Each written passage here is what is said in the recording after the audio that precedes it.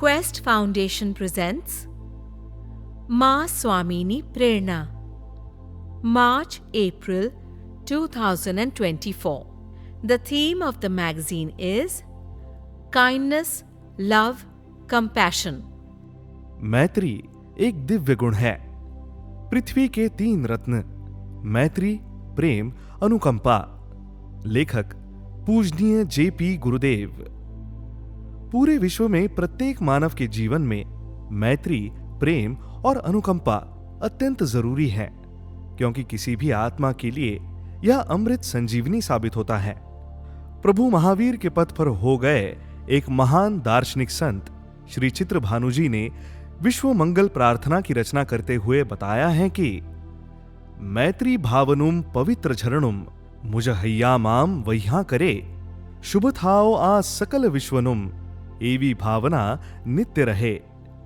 यह एक ऐसा मंगल प्रार्थना गीत है कि जिसमें पृथ्वी के 3 रत्नों का समावेश हो चुका है। मेरा चिंतन कहता है कि अगर मन में मैत्री भाव सुरक्षित है तो गणधर भी अच्छे लगते हैं, और मन में यदि द्वेष भाव है तो तीर्थंकार भी बुरे लगते हैं। मैं आपको भगवान महावीर स्वामी के जीवन का एक प्रसंग याद दिलाना चाहता हूं। महावीर स्वामी के 18वें भव की यह घटना है।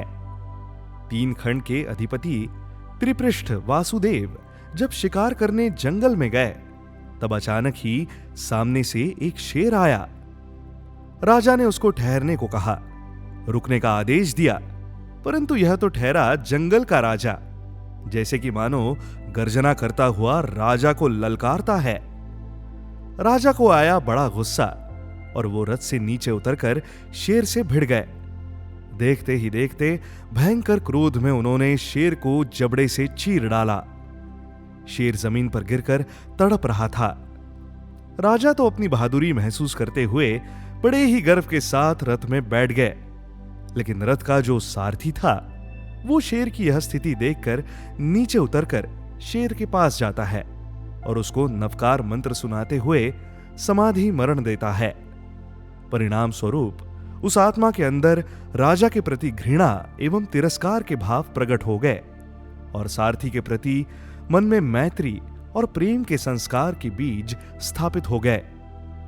भगवान महावीर स्वामी के 27वें भव में एक बहुत ही आश्चर्यकारक घटना घटित होती है। एक बार गौतम स्वामी विहार करके रास्ते में आगे बढ़ रहे थे। तभी खेत में काम कर रहा एक किसान दूर से ही गौतम स्वामी को देखकर उनकी तरफ आकर्षित हुआ और दौड़ता हुआ गौतम स्वामी के पास आकर दंडवत प्रणाम करता है। उनको अलिप्त नजर से देखता है। गुरु गौतम स्वामी को एक ही नजर से देखने पर उनको समर्पित होने का, उनका शिष्य बनने का भाव प्रकट हुआ। कुछ ही देर में विनती करते हुए कहता है कि प्रभु, आप मुझे अपना शिष्य बनाइए, मेरा स्वीकार कर लो, मेरी आत्मा का उद्धार कर लो। मैं आपसे दीक्षा अंगीकार करना चाहता हूं। इस आत्मा का ऋणानुबंध महसूस होने पर गौतम स्वामी जी ने उसी वक्त उस किसान को दीक्षा दे दी और वे चले प्रभु महावीर के समवसरण की तरफ। नूतन मुनि ने पूछा कि हम कहां जा रहे हैं? तब गुरु गौतम ने कहा कि मेरे गुरु के पास।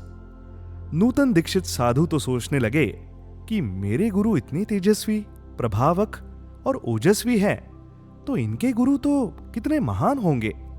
बस इस तरह के विचार के साथ आगे बढ़ रहे हैं। जितने में दूर से उसने महावीर स्वामी को देखा तो उसकी आत्मा बेचैन होने लगी, भयभीत होने लगी और वहां से भागने का, वापस लौटने का मन करने लगी। वाकई में महावीर स्वामी को देखकर वो आत्मा गौतम स्वामी से रजा मांगकर साधु वेश वापस लौटाकर तुरंत ही संसार में चली गई। गौतम स्वामी के लिए यह घटना बहुत ही आश्चर्य पैदा करने वाली साबित हो गई और उन्होंने परमात्मा के पास जाकर इस घटना के बारे में विस्तृत जानकारी प्रदान करने की विनती की। प्रभु ने अपने 18वें भव का प्रसंग याद दिलाते हुए कहा कि हे गौतम, मेरी अज्ञानता से मैंने सत्ता के अभिमान में उसको जान से खत्म किया था, इसलिए मेरे साथ उस आत्मा का क्रोध के, वैर जहर के संस्कार अभी भी जारी होने से मुझे देखने पर वो आत्मा वापस लौट गई और अंत समय में तूने उसको जो सांत्वना दी थी, नवकार मंत्र सुनाते हुए समाधि मरण दिया था। इसलिए तेरे साथ मैत्री और प्रेम का संस्कार जारी रहने से तेरे साथ आत्मीय संबंध निर्मित हो गए। प्रभु महावीर के कर्म सिद्धांत के मुताबिक सभी जीवों की कर्मोदय स्थिति को ख्याल में रखते हुए किसी भी जीव के साथ अनुकंपा बनाए रखते हुए हमारा जीवन और व्यवहार पवित्र, पारदर्शी, सरल और मधुर बनाना चाहिए। मैत्री यह मन का दिव्य गुण है। प्रेम यह अहिंसा का दिव्य स्रोत है। अनुकंपा यह स्वभाव की दिव्यता का परिचय है। Love the vibe? Explore such interesting podcasts at www.questfoundation.org.in.